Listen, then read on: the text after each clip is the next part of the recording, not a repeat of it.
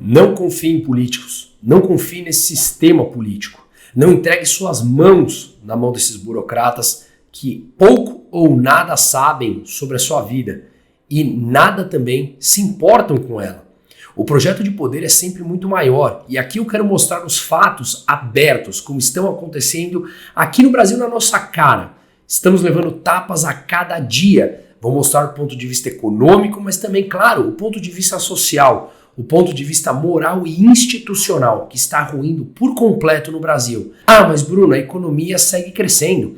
Sim, o PIB segue crescendo por conta do expansionismo fiscal. Ou seja, a política fiscal expansionista do governo gastar muito mais do que arrecada, faz com que o dinheiro entre na economia no curto prazo, gerando um estímulo que, claro, naturalmente leva a economia a crescer. Se você está completamente doente, não cura a causa e você toma um remédio, pode ser que no curto prazo você se sinta melhor, volte a fazer a sua ginástica, volte a ficar no frio até tarde, dorme pior, até que isso volta de uma maneira muito mais forte e a gripe ou qualquer doença acaba te derrubando. Assim funciona a economia. Teremos que aprender a pensar no médio e no longo prazo e não mais cair nessas falácias curto-prazistas de políticos e burocratas que nos rodeiam. Só que agora está cada vez mais explícito. Estão dando tapas na nossa cara e só não percebe quem não quer. Mas claro, fica mais difícil se você não tem o dia a dia em analisar esses fatos. E aqui eu quero transformar isso de uma maneira mais palpável, para que você, ao deitar a cabeça no travesseiro, pense tudo o que está acontecendo no Brasil. E que, claro, busquemos formas de melhorar não apenas toda a parte institucional e aquilo que nos rodeia, mas também, claro, saber proteger o seu patrimônio. Em meio a tudo isso, sem dúvida, a desvalorização da moeda ela já é um problema real. Desde 1º de julho de 1994 até hoje, o real brasileiro já perdeu 90% do seu poder de compra. 90% em 20 anos. É o seu poder de compra sendo diluído da moeda. Te ensinam, obviamente, que a inflação é meramente um IPCA, que está hoje na casa dos 4%, o índice de preços ao consumidor amplo.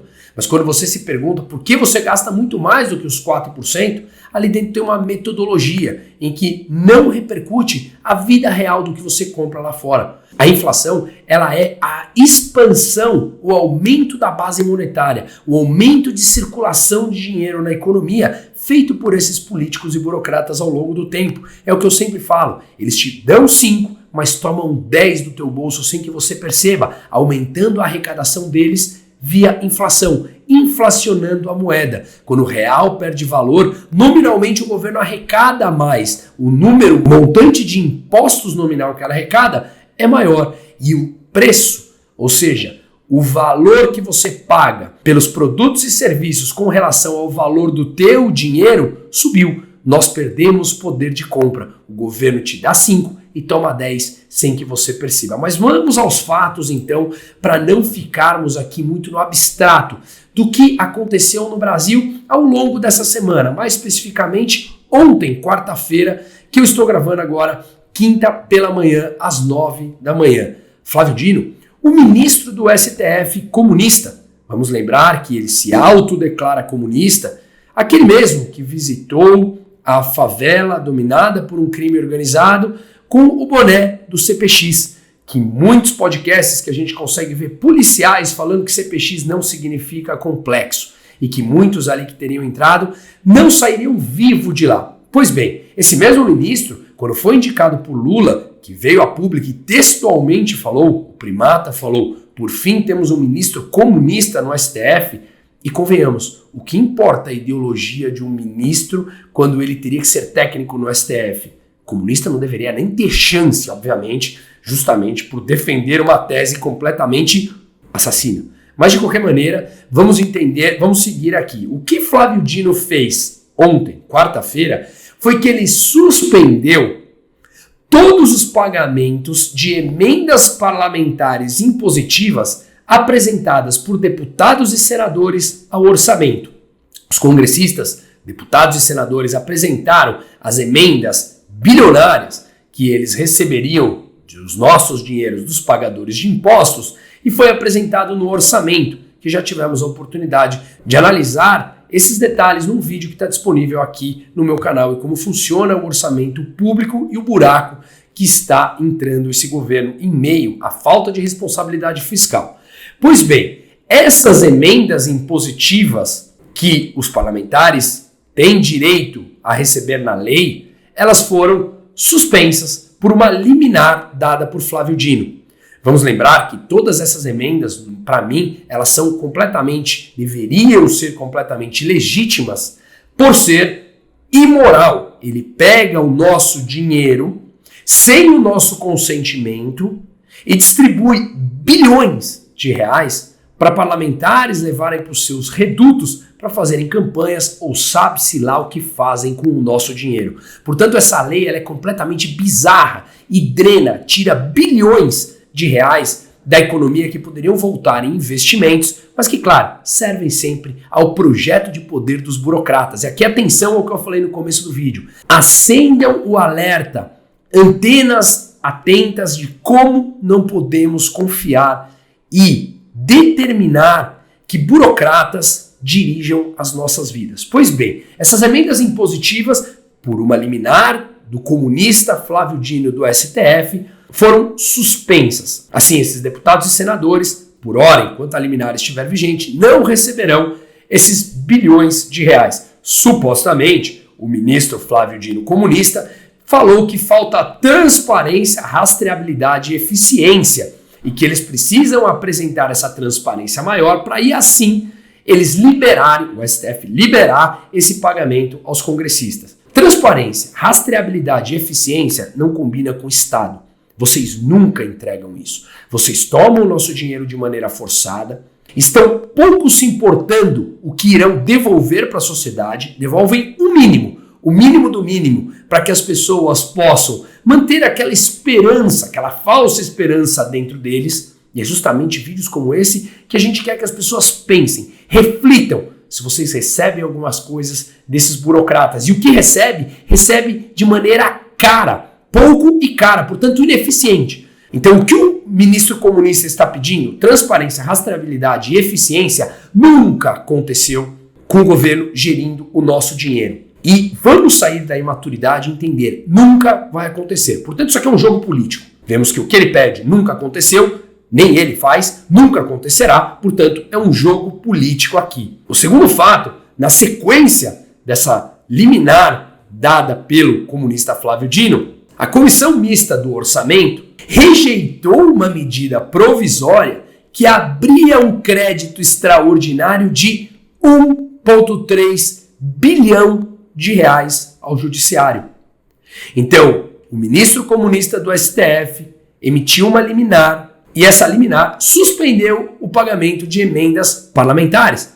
Logo depois, os parlamentares, através da Comissão Mista do Orçamento, emitiu uma medida provisória cancelando os créditos de 1,3 bilhão de reais, crédito extraordinário, que iria ao judiciário. Ou seja, obviamente, um conflito entre eles ali de amigos brigando e nós aqui pagando. Isso supostamente foi colocado como uma retaliação ao STF por parte dos congressistas, pela oposição e pelo Centrão, quem verdadeiramente manda no país e no nosso dinheiro. Então veja que são bilhões para lá, bilhões para cá e nós, otários, pagando. Nós, otários, financiando esse governo que gasta muito mais do que arrecada e que leva uma desvalorização da moeda e nós vamos perdendo nosso poder de compra. E eles ainda, para piorar, vão subindo os impostos para compensar os gastos exorbitantes deles que não param de crescer. E você, vai continuar defendendo o Estado? Vai continuar defendendo burocratas? Ok, é você quem sustenta. Eu não quero isso. E a gente vai falar no final algumas maneiras que a gente consegue pensar na possibilidade de ir saindo desse sistema corrupto, ineficiente e com falta de transparência que nós sustentamos. Só que o que eles conseguiram? Fazer com que a maioria das pessoas acreditem que o Estado é necessário, que eles, meia dúzia de burocratas que se autodenominam Estados, sejam importantes para a nossa vida. Para minha e da minha família, não. Nós somos melhores do que isso. Nós, eu estou falando seres humanos, Somos muito melhores do que meia dúzia de burocratas que dizem saber o que é melhor para nossas vidas. Pois bem, o judiciário mais caro do mundo, que é o brasileiro, teria ainda crédito extraordinário de 1,3 bi. A Comissão Mista do Orçamento, por uma medida provisória, rejeitou então esse crédito extraordinário. Aqui um conflito entre eles, uma clara briga entre o Centrão e a oposição versus o STF, que também bloqueou pagamentos por parte do ministro comunista Flávio Dino. Seguindo esses fatos, a Câmara encerrou a sessão ontem sem votar os destaques da reforma tributária após a decisão de Flávio Dino. Vai seguindo a cadeia cronológica das coisas. Então, se a reforma tributária que dizem ser tão importante que em primeiro turno votaram em 14 minutos, depois de mais de 4 décadas de discussão da necessidade de reforma tributária, eles começam a aprovar em 14 minutos. Depois, aprovam que elas precisam ser votadas em urgência, em caráter de urgência, portanto não precisaria ter debate profundo de cada um dos pontos. Reforma tributária é essa que até o momento nós sequer sabemos qual será a alíquota, mas uma certeza única será uma das maiores do mundo, se não a maior do mundo. Provavelmente teremos um teto de 26,5% no IVA, se não for um pouco maior, que aí sim ultrapassaremos a Hungria com a maior taxa de imposto do planeta Terra. Fora vários todos os outros conchavos que essa reforma tributária já imputou. Então, amigos do rei ou setores amigos do rei que são considerados estratégicos pela meia dúzia de pessoas que comandam o establishment, comandam o Estado e legislam em nosso nome, porque muitos sequer foram eleitos pelo voto, mas sim pelo coeficiente eleitoral, uma outra lei bizarra no Brasil, essas pessoas estão determinando quanto nós pagaremos de impostos pelos próximos anos, mudando a regra no meio do jogo. E até agora nós sequer sabemos qual será a alíquota. Vários desses grupos de privilégios de amigos do rei estão lutando e pleiteando em troca de favores para que os setores dele paguem menos impostos. Em contrapartida, os outros precisam pagar mais para compensar o buraco causado pelos altos gastos governamentais, zero transparentes e sempre ineficientes. E quem sustenta? Nós. O que me causa estranheza é que alguns de nós ainda pedimos pelo Estado. Ora, Bruno, não peço por esse Estado, peço por um Estado mais justo. O Estado sempre vai ser formado por seres humanos, cabeças essas que formarão grupos porque faz parte da natureza humana e que pensarão no seu projeto de poder. Hayek já dedicou um capítulo no Caminho de Servidão explicando porque apenas os piores chegam ao poder. Mas para resumir, você não tem incentivo intelectual nem financeiro aos melhores para se manter na política, salvo raras exceções. Você vai para o setor privado e consegue ter benefícios financeiros e intelectuais maiores. Você se satisfaz mais tendo mais liberdade do que se jogando naquele antro de corrupção que é a política. Então não espere algo melhor, porque o Estado é isso que entrega, corrupção e ineficiência, uns mais, outros menos. Mas comecemos a questionar a eficiência que a gente pode ou poderia receber determinados produtos ou serviços, ou seja, com maior abundância a um preço muito menor, se o mercado fosse completamente aberto e não determinado por meia dúzia de burocratas que lá estão e que começam a fazer conchavos de cancelar ou não emendas impositivas, créditos extraordinários. Não voto, então, a reforma tributária como uma birra, como uma criança mimada e deixo a sociedade esperando. Reforma tributária esta que serve aos interesses dos amigos do rei e dos setores mais privilegiados, mais próximos aos congressistas. E nós aqui, com cara de palhaço, vamos todos pagando. Mas vamos seguir, então, na ordem cronológica. O ministro da Fazenda, Fernando Haddad, então, disse ontem que irá solicitar ao Senado a retirada da urgência da votação da reforma tributária. Só agora? Por que definiram como urgência? Enquanto colocam pautas que o governo quer que aprove, tudo bem ir com urgência. Quando começa a dar conflito, vamos solicitar que retire a urgência. Repito, a sociedade palhaça, nós pagamos. Ainda, o líder do governo quer solicitar um aumento do imposto sobre juros do imposto de juros sobre capital próprio de 15% para 20%, para compensar aquela desoneração dos 17 setores que foi implantado pela Dilma em 2011. 17 setores que eles consideram estratégico, que pagam menos impostos desde 2011. Em contrapartida, outros setores pagam mais impostos para compensar o que eles consideraram como setores estratégicos. E eu aqui tenho como clara definição para mim que imposto, além dele ser uma forma de retirar dinheiro da sociedade que poderia ser muito bem distribuído pelo setor privado, devolvendo esse dinheiro para as empresas gerarem empregos ou para as pessoas gastarem como mais for conveniente para cada um deles, tem um composto imoral, que deveria ser ilegítimo. Quando tomam alguma coisa de mim sem o meu consentimento, que não é voluntário, portanto, e eu não assinei um documento para isso, e eu não sei para onde vai esse dinheiro ou se vai financiar algum produto ou serviço que eu não queira usar, retirar o dinheiro de maneira forçada, nada mais é do que roubo. É isso que eles fazem. E para distribuir bilhões aqui, como a gente viu, entre eles.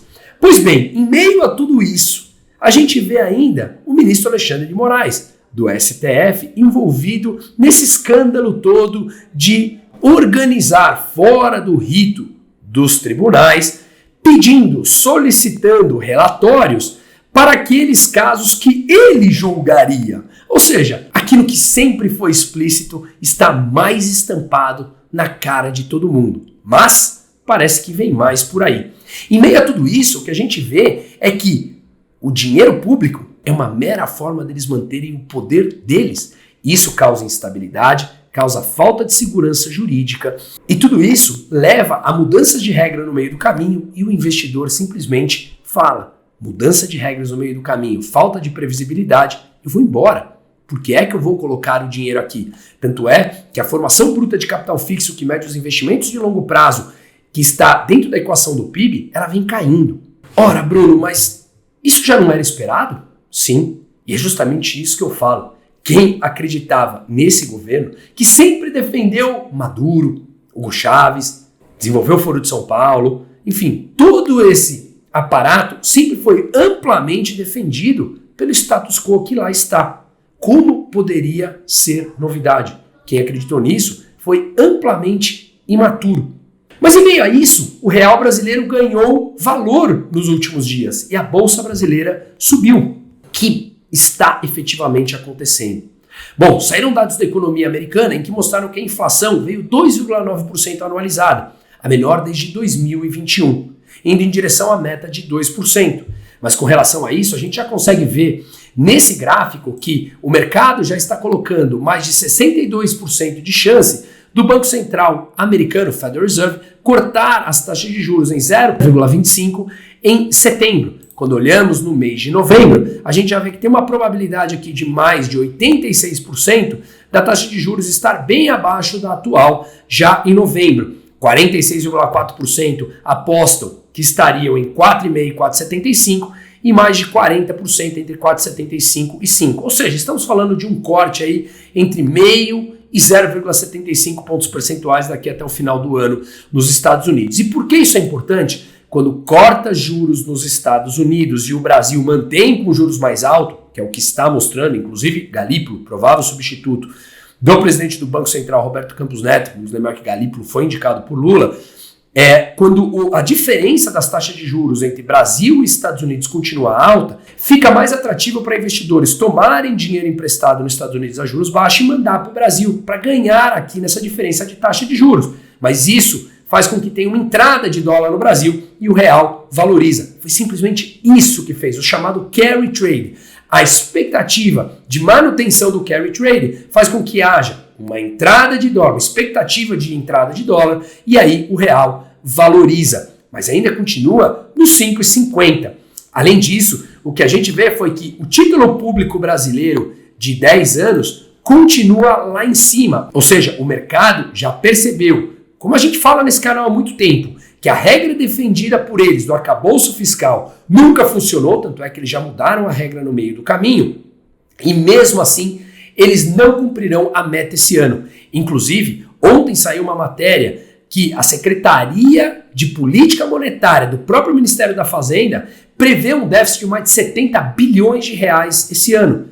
quando a meta é de 0. E ainda tem uma margem de erro que pode ir até 28,8 bilhões de déficit, de prejuízo.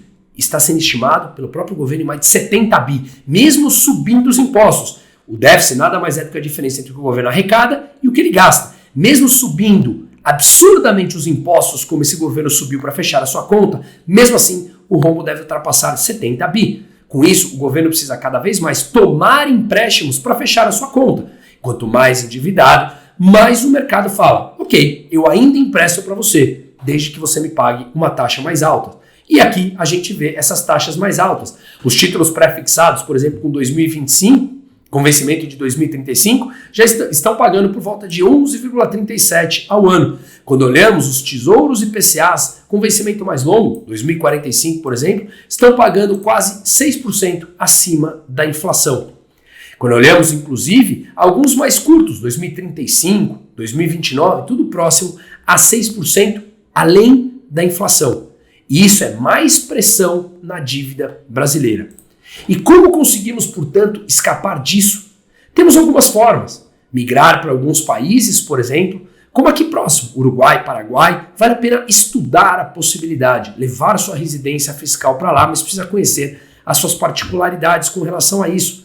Não é uma recomendação de compra, mas é sempre importante, ou na minha opinião, principalmente por ser defensor da escola austríaca, descentralizador e realmente não acreditar em nada que vem do Estado pelos motivos citados aqui, para mim, Bitcoin é sempre uma solução em que eu mantenho uma parte do meu patrimônio. E eu acho que é interessante que cada um entenda muito bem e esteja alerta com a possibilidade de alocar uma parte do seu capital, se assim for o seu perfil, e justamente esse é o meu objetivo. Deixa o meu e-mail aqui embaixo, quem quiser, por favor, me mande e-mail que a gente fala mais a respeito disso, tá? Tem algumas outras formas também, como por exemplo, fazermos as nossas alocações via uma empresa offshore, tudo falando de maneira legal. Também podemos falar sobre isso, me mande e-mail que estamos à disposição. Mas o foco aqui é levantar o alerta, acender a luz amarela, que o Estado, ele não é um ente abstrato, ele é formado por pessoas essas são seres humanos dotados de seus próprios interesses, que normalmente a grande maioria dos políticos que chegam ao poder são os piores, porque não há incentivo intelectual ou financeiro dentro da política para quem é ético e moral, salvo raras exceções,